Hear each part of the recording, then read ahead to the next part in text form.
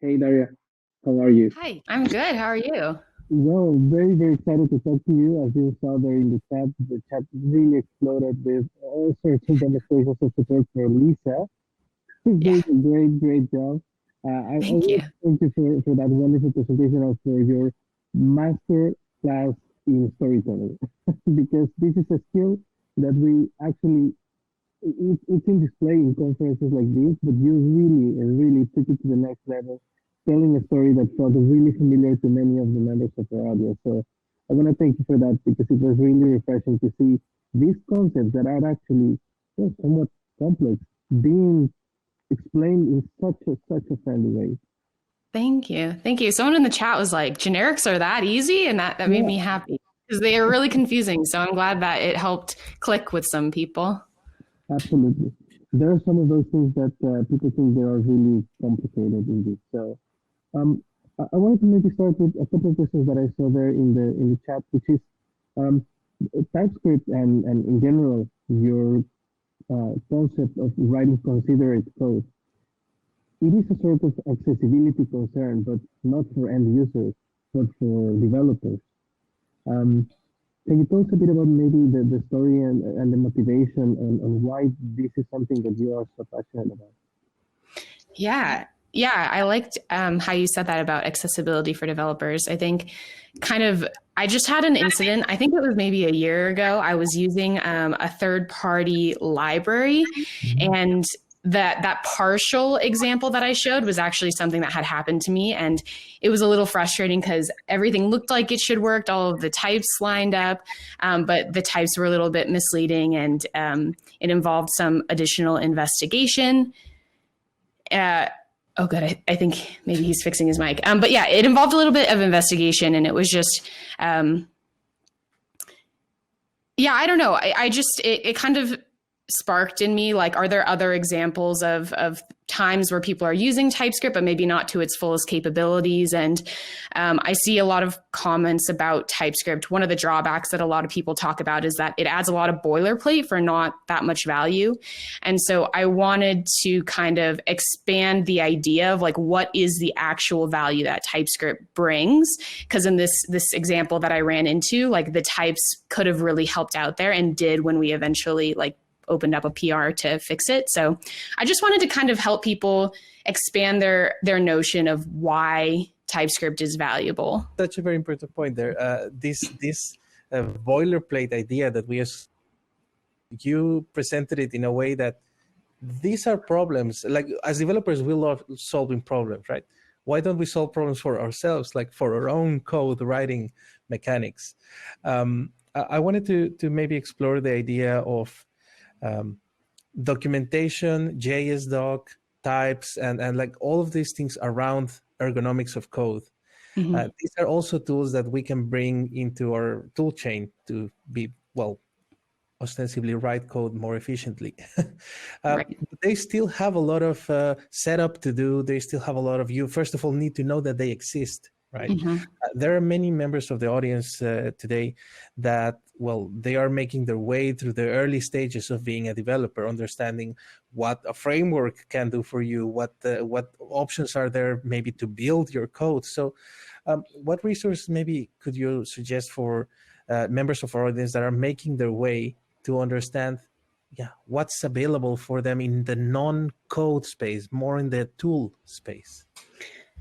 Wow, it's kind of It's a a hard complex question. question. Yeah, because there's so many things.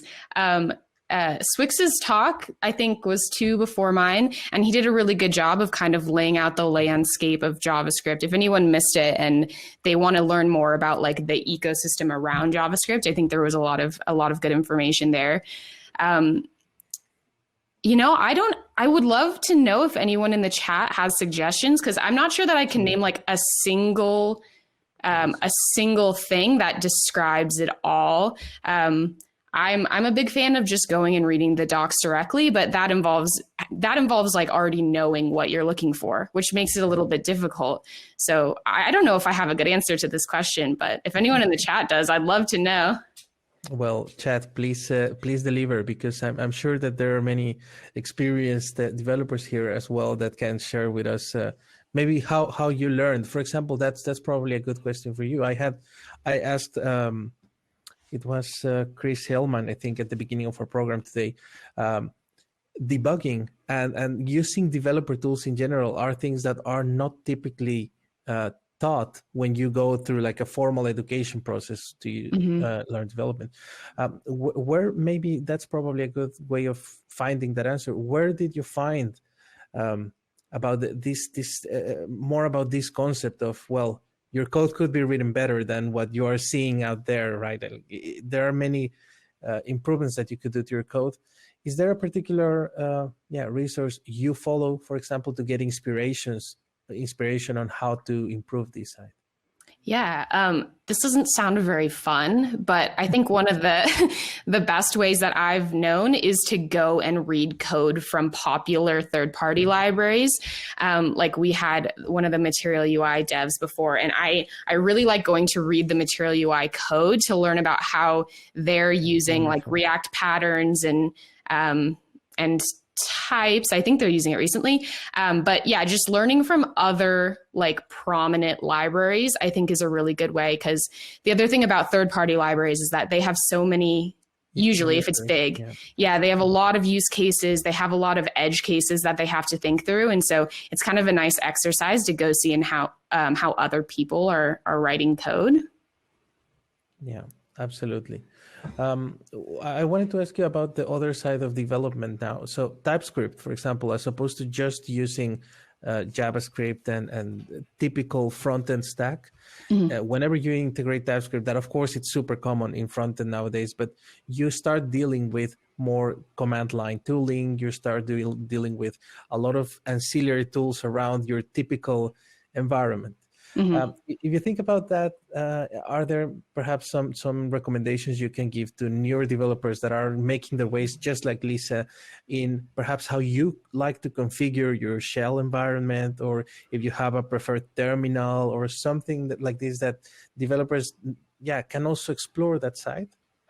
Yeah, I think just general advice, and I think maybe this is why I'm kind of passionate about this subject, but if you just are like a little bit stubborn, like every time I come up with something that feels like it's a little bit too hard, I'll just kind of go and look into if there's a better way to do it, if there's like a VS Code extension that exists for it. But yeah, I think when you're first starting out too, it can be really hard to set up your tools because you're not exactly sure what all is out there. So there are some really good, I actually switched from WebStorm to VS Code recently, and there were some really good lists that I just found with a search of like top 10 JavaScript plugins for VS Code developers or top 10 React extensions. You cannot miss, Yeah, so I think just having the curiosity to go and figure out how to configure your station or programming setup to be a little bit easier, I think is probably step one. No, that's really, really cool. Your story went, of course, into this fictional programmer, Lisa, who may be inspired by also like adventures of your own colleagues or your own experience. Can you maybe tell us a bit about how things inside Workday work in this regard? Is there, for example, a larger consensus in your team or in your organization on how to tackle this and how to name stuff?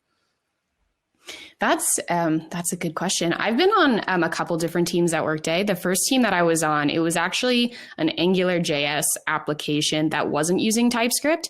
And so one of the biggest things we had to figure out as a team is, as we're moving to React and TypeScript, what kind of rules do we want to follow for the team? Yeah, and that was kind of interesting because you have this existing code base, but you have to migrate like so much at once. It can feel a little bit overwhelming. So we kind of just got together as a team and decided like, if we add ESLint, if we add Prettier and we add TypeScript and we add all of these tools, what are the list of rules that we feel comfortable following and sticking to? And I think the biggest thing with like coding standards, I guess, even especially on the team that I'm on now also, which is a React and TypeScript code base, any I like to make all of these things automated. It can be really discouraging when you push up a PR and you have 20 comments about like spacing issues. And so I like making sure that all those things are automated. And then at that point, like there's not usually that much discussion about it. Like if Prettier does it for you automatically, or if there's really good feedback about exactly what's wrong, people will just kind of tend to follow those rules because it makes everything the same. So I don't know if that answered your question, but I think it answered it perfectly. Okay. In a way, delegating that decision to the tools, but the tools were set up by consensus, right? So whenever you're using it, it's like, well, the tool said it, right? And of course, the team set up the tool, but it's taking that discussion away from the day-to-day operations and maybe just moving it to a moment where we decided. That's pretty interesting, and I think teams should be doing more of that for sure. We have one question here in the chat about the generic type, so I will read it for you. Karen asks, you used T, so the generic type, instead of number or string, which have to match. Is it possible to limit it to number or string, and will it continue with the selected type? So can you make generic with a subset of types, for example? Yes, I'd have to play with the exact syntax, but I want to say if you did like type T extends number or string, you could get that behavior where T is a generic, but T has to be either number or string. I think that might work. But very important consideration, otherwise your generic could be a random type. That's actually pretty well caught, Karen. Robin asks, how would you deal with teammates that don't want, well, going back to the other question, how do you deal with teammates that don't want to use those automated plugins like Prettier? Yeah, I get this question a lot, especially with TypeScript. Like a lot of people will be like, I really want to use TypeScript, but like I can't get my team to agree. I think it's hard. Prettier, I think, is a little bit easier of a sell just because it's pretty lightweight. There's usually like a single configuration file, and it usually only makes your code better, I think. But man, it's really hard. I would say, yeah, if there's someone on your team that you feel like is kind of having a lot of influence over those decisions, I like to come up with a couple of examples and pull that person to this side and kind of have a conversation one-on-one with them, because I think a lot of times when there's like this clash of ideas about tools, there will be like one or two things that a certain person is thinking of that are making them like very against using Prettier, very against using TypeScript. And so I like to have a conversation and break that down. Like, what really are your concerns? Is there a way that we can still have these tools that people are wanting by and still addressing your concerns, if that makes sense? Because a lot of times people have very like gut reactions to certain tools. And I feel like there's usually like a middle ground somewhere. There's maybe a past bad experience that made them think that way, and maybe if we show them your presentation, they will be more like Lisa in that sense. In the case of Robin here, who asked the question, he said they are his seniors in the team, so it may be a bit more difficult to consider, but it's not impossible. And well, Robin, if they're seniors, maybe it's time for you to look for another opportunity. Fashion People is hiring. Let me ask you another question that's here in the chat as well. Ankesh asks, I have a component that takes the tag to render as a prop. Is there a way to allow the props accepted by the tag to be accepted by my component as well? For example, if the prop tag TD, is there a way to tell TypeScript that I should allow to pass props of TD as well of the component? So essentially dynamic components and typing them on the fly.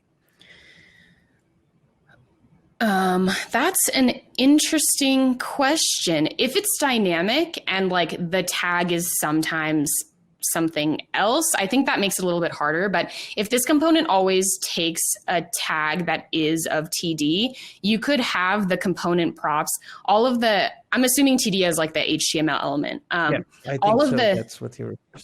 Cool. Yeah. All of the HTML elements have types if you include them. So you could have your component props extend the types of TD. This is really common in third-party libraries. that have buttons, for example, they'll extend all the HTML button props so that you can still pass in accessibility attributes without them having to retype everything that exists on the button. So that might be helpful here. I think that hopefully resolves the question, Ankesh.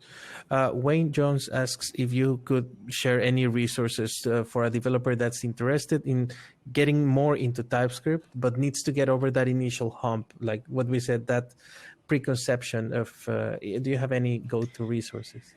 I get this question a lot too. I mean, I like the TypeScript docs. I think they're really, really good, but I think... Playground. Yeah, they have a playground, but again, to read and understand them, you kind of almost have to have a little bit of understanding about what's going on. I get this initial hump/learning curve question a lot, and I'd be kind of curious, Wayne, or anyone who's feeling this way, if you tweet me, I'm curious what that is. What is that hump for you? Because I think it might be different for everyone, which makes it a little bit more difficult. But I'd also love to make something that helps answer this question, because I don't know that I get this a lot, and I don't know that there's a super, super great resource that I've seen people it helped me. Yeah, exactly. So I'd love to know what is making you feel that way. What examples have you run into that you felt just totally didn't make sense for one reason or another? Well, we really hope that if you put that together, you share it with us as well in a future edition of JSworld, maybe something in between. Where can Wayne tweet at you if that's the case? Oh, sure. I am just at Daria Caraway. So here, I'll put my name. Oh, that would be awesome. And well, here we see John Paul sharing some resources as well. So hopefully some of those help clarify that for him. Daria, where can we read more about your job? So Twitter may be a good place. Do you have a blog? Do you have somewhere where we can read more about your ideas? Maybe take a look at presentations like these where you communicate concepts in such a masterful way.